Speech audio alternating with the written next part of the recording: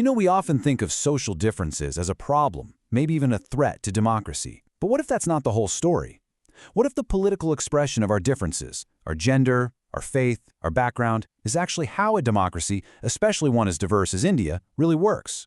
In this explainer, we're going to dive deep into how these three powerful forces really shape the political landscape. So, let's kick things off with a question for you. When I say the word politics, what pops into your head? Probably elections, right? Laws, big debates in parliament. And yeah, that's all part of it. But what if the most fundamental politics of all, the real politics of power, actually begins right inside our own homes? Let's take a look. And that question? It's the perfect lead into our first big topic, gender. This is where we see how social expectations, not biology, create a division of labor that has massive, and I mean massive, political consequences. The so-called private world of the home? Well, it's deeply, deeply political. So, at the very heart of this is an idea called the sexual division of labor. Now, this isn't something that's just natural. It's a system we built, based on social stereotypes. The idea is simple. Women are responsible for everything at home, and men work outside for an income. It sounds straightforward, but its effects are absolutely profound. And you don't just have to take my word for it. The data lays it all out. Just look at these numbers from India's time use survey. They're pretty stark. On average, men are spending 6 hours on paid work, but only half an hour on household stuff. For women, it's almost the exact opposite. A full 5 hours a day dedicated to the home. That imbalance is just massive. You can't ignore it. So what's the result of all this? Well, it's pretty straightforward. While men's work gets a paycheck and is seen by everyone, the huge amount of work women do, those 5 hours every single day, is unpaid, it's invisible, and our whole economy and society just systematically undervalues it.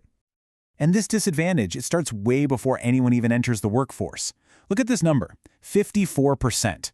That's the literacy rate for women in India. Compare that to 76% for men. And this isn't about ability. Even when girls are doing just as well as boys at school, they're way more likely to drop out. Why? Because when push comes to shove, family resources are often prioritized for a son's education. And then you have this number, which is, frankly, alarming. 919. That is India's child-sex ratio. It means for every 1,000 boys born, there are only 919 girls. This isn't a natural accident, it's the result of choices. It shows a deep, deep societal preference for sons that can lead to absolutely heartbreaking practices like sex-selective abortion. So what happens when all these disadvantages follow women into the world of politics? Well, the picture doesn't really get any better. As of 2019, women made up just 14.36% of India's Lok Sabha.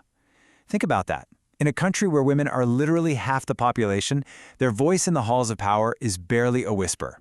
And just to give you some context here, India isn't just lagging behind progressive places like the Nordic countries, it's even behind the world average. It just goes to show the journey to equal representation is a long one, but making these issues political, bringing them out into the open, that's the crucial first step. Okay, let's shift gears to our second pillar. We're moving from the household out into the community to look at the powerful and, let's be honest, often explosive role of religion in politics. This is another one of those fundamental social divisions that gets expressed politically, for better and sometimes for worse. And this quote from Gandhiji is the perfect place to start. Now, he wasn't arguing for a religious state, not at all. What he meant was that politics needs a moral compass, and that the ethical values drawn from all faiths should be what guides our public life. It's a really subtle, but absolutely crucial distinction. And that distinction is so important because it really shows the two faces of religion and politics. On one hand, it can be a positive force, providing moral guidance, helping a community voice its needs. But when it morphs into communalism, this belief that religion is the only thing that defines a community and that one group has to dominate, well, that's when it becomes incredibly dangerous. So how does that happen? I mean, communalism isn't like flipping a switch. It escalates. It starts small, with just everyday prejudice, with stereotypes. From there, it can grow into a quest for political dominance by one group, which then gets supercharged by political mobilization, using fear and religious symbols to get votes. And, in its ugliest form, this all leads to communal violence. It's a very, very dangerous path. All right, on to our third and final pillar, caste.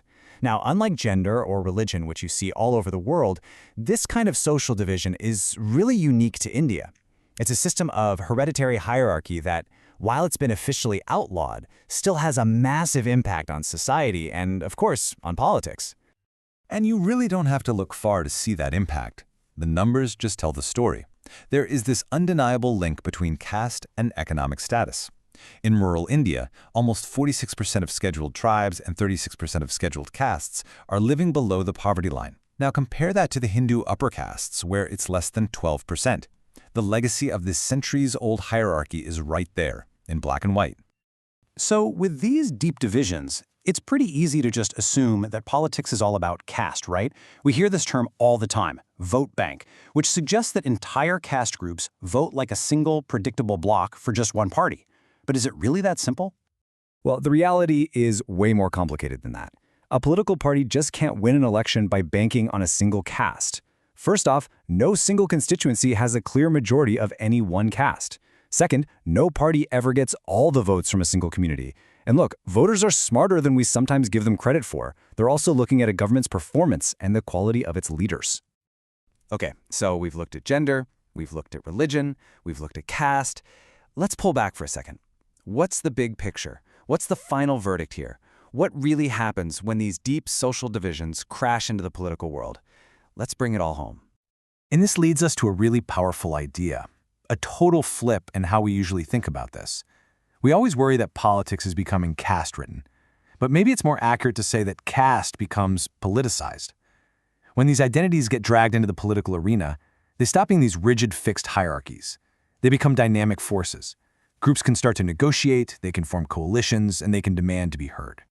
And this, right here, is the central dilemma of the whole thing. The political expression of identity is a double-edged sword. On one hand, the gain is huge. It gives a voice to communities that have been marginalized and disadvantaged for centuries. It lets them demand their fair share of power. But on the other hand, the risk is that focusing only on identity can distract from other massive issues like poverty and development. And in the worst cases, it can lead to serious conflict and violence. So where does that leave us? Well, it seems pretty clear that expressing social difference isn't some bug in the system. It's a core feature of democracy, but it's a powerful one. So the question we're left with, the real challenge for any democracy, is this. How do we embrace the powerful voice that these differences provide without being completely consumed by the conflict they can create? That's the puzzle we all have to figure out.